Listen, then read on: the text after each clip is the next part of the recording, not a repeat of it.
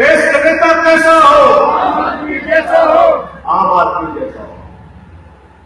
मंच पर आसीन ट्रेडर सेल के प्रधान भाई अमन अरोड़ा जी, यूथ विंग के पंजाब के प्रधान भाई हरजोत बैन जी,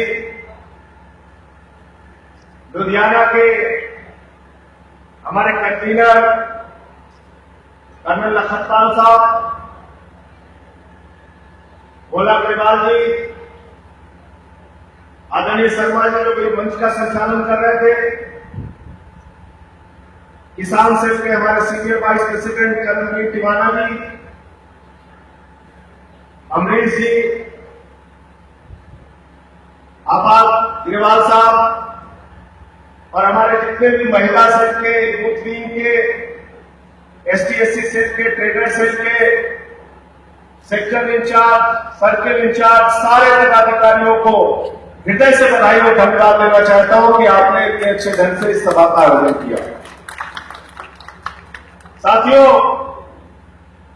मैं कल से पंजाब के दौरे पर हूं। कल राजपुरा में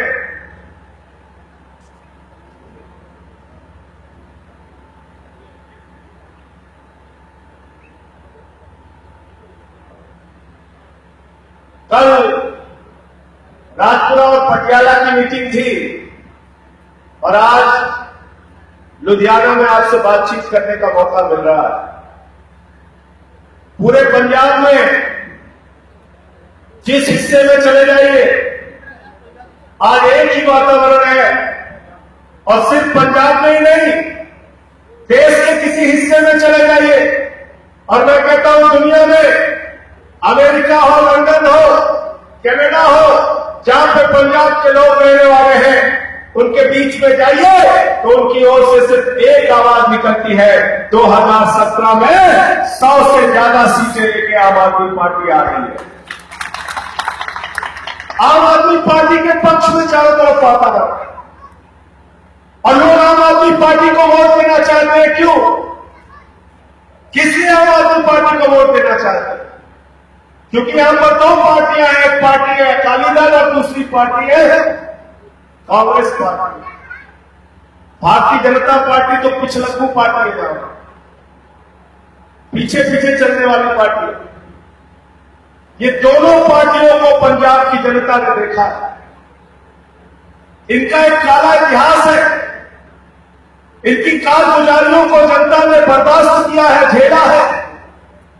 और मैं आपको याद दिला दूं, मैं 1.5 साल पहले यहां पर आया था और जब मैं आया तो मेरे मन में उसी पंजाब की धारणा थी जो मैं किताबों में पढ़ता था।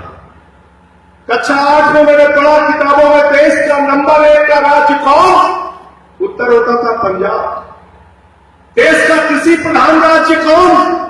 उत्तर होता था पंजाब। देश का सबसे किसानों ने। और आज जब मैं पंजाब आया, पंजाब की हालत मैंने देखी, गांव गांव में जाके देखा, समस्याओं से रूबरू हुआ तो दिल दहल गया।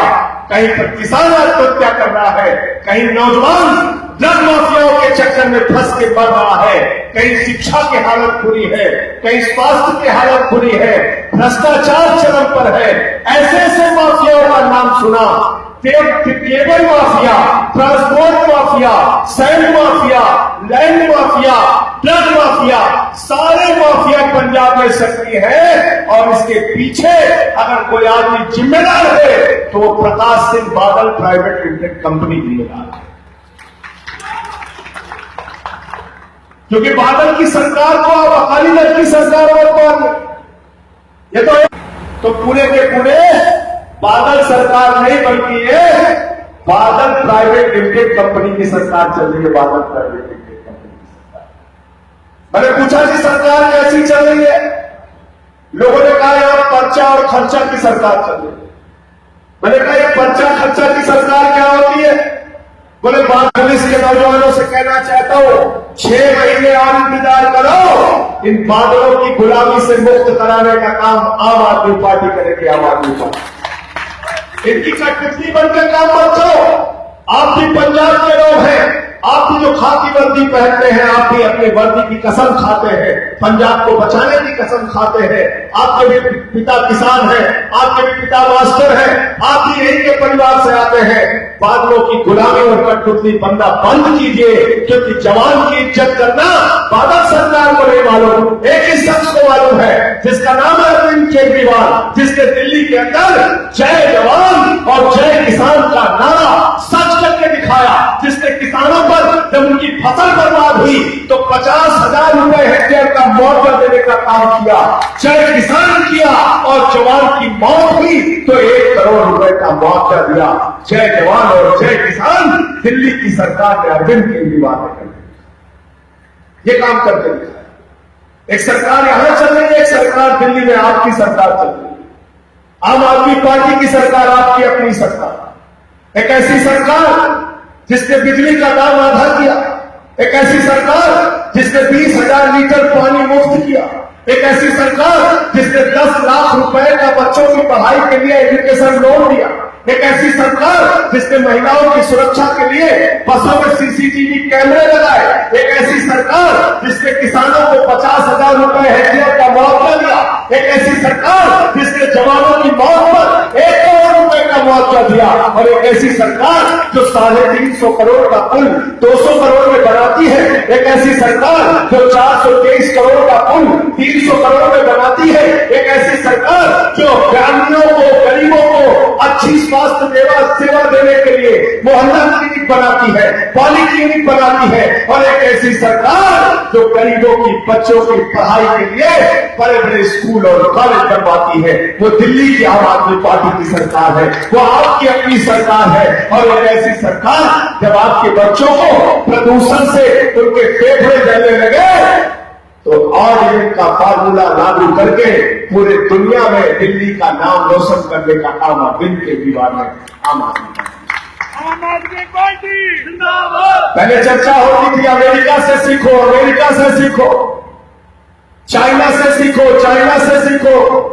आज अमेरिका वाले कह रहे हैं अरे ऑर्डिनेंस का फार्मूला सक्सेस कर दिया केजरीवाल ने, ये मोहल्ला क्लिनिक बना दी केजरीवाल ने, केजरीवाल से सीखो, आम आदमी पार्टी से सीखो दिल्ली वाले।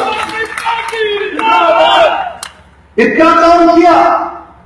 पहले लोग कहते थे पैसे कहां से आएंगे, कांग्रेसी कहते थे पैसे कहां से आएंगे, भाजपाई कहते थे पैसे कहां से आएंगे। अरे कांग्रेसियों, भाजपाइयों, जो पैसे तुम्हारे घर में जाते थे, जो स्विट्जरलैंड के बैंक में जाते थे, वो दिल्ली के गरीब के हाथ में जाने लगे।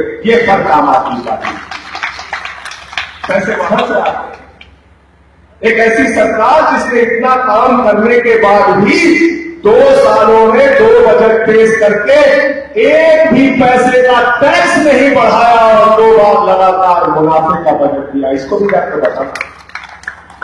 और व्यापारी भाई है तो जाके पता कर लेना दिल्ली में, हमने ये जो छापेमारी का राज था, इनकम टैक्स वाले, सेल टैक्स वाले, फलाना टैक्स वाले, इंस्पेक्टर साहब आ रहे, व्यापारियों को चोर जो समझा जाता था, हमने दिल्ली के अंदर ये रेड राज भी खत्म किया और मुनाफे का बजट देकर दिखाया। इसका मतलब व्यापारी भ्रष्टाचार करना नहीं चाहता, उसको भ्रष्टाचार करने के लिए मजबूर किया जाता, हिस्सा मानते।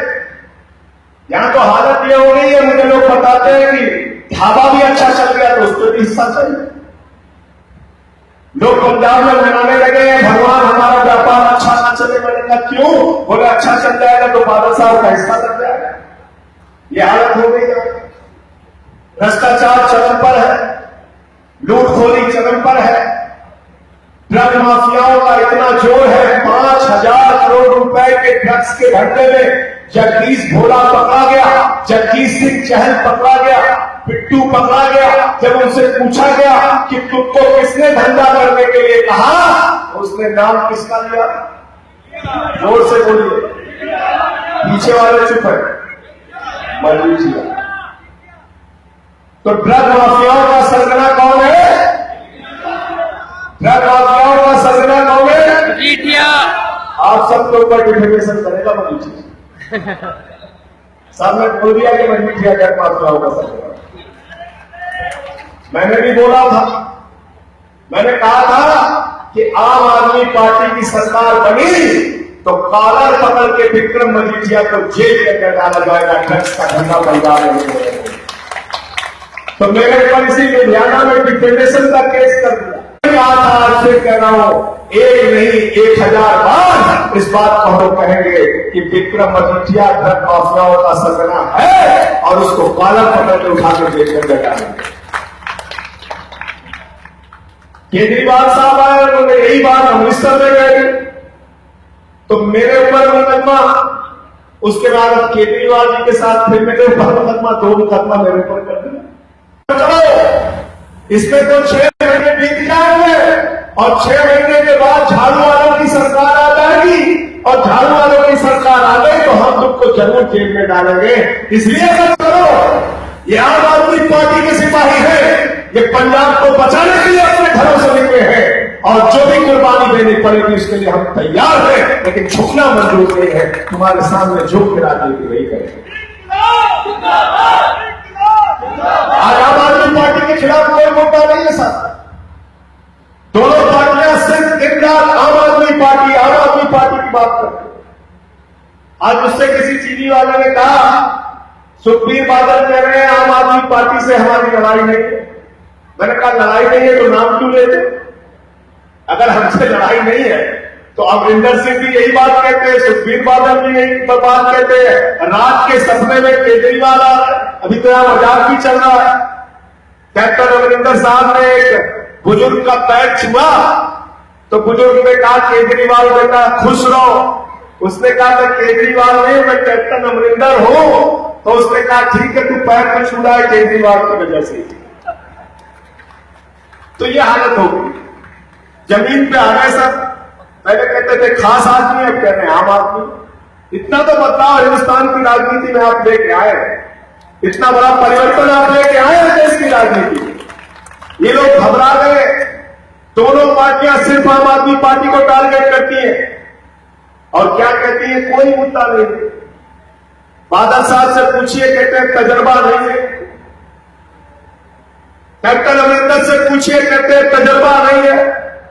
मोदी जी से पूछिए, कहते हैं इनको एक्सपीरियंस नहीं है सरकार चलाने का।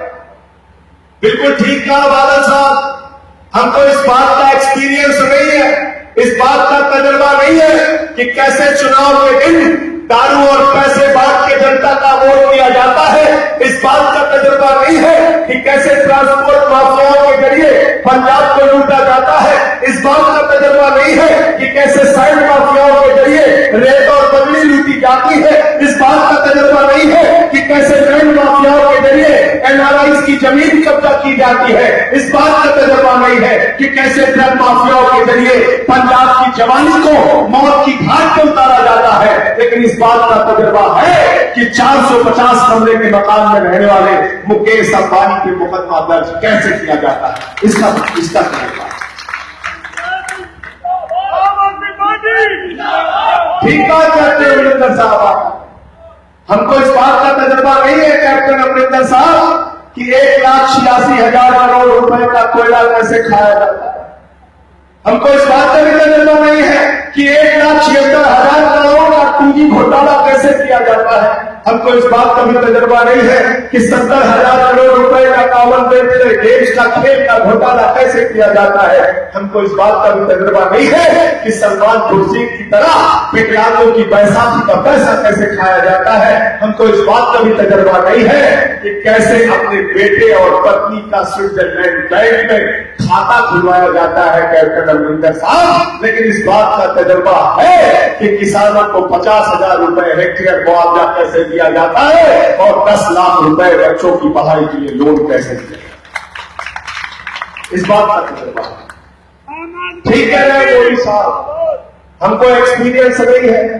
हमको इस बात का एक्सपीरियंस नहीं है कि रक्षा सौदे में बंगारू लक्ष्मण की तरह कैसे दलाली खाई जाती है। हमको इस बात का भी तजर्बा नहीं है कि कारगिल शहीदों के ताबूत में घोटाला कैसे किया जाता है।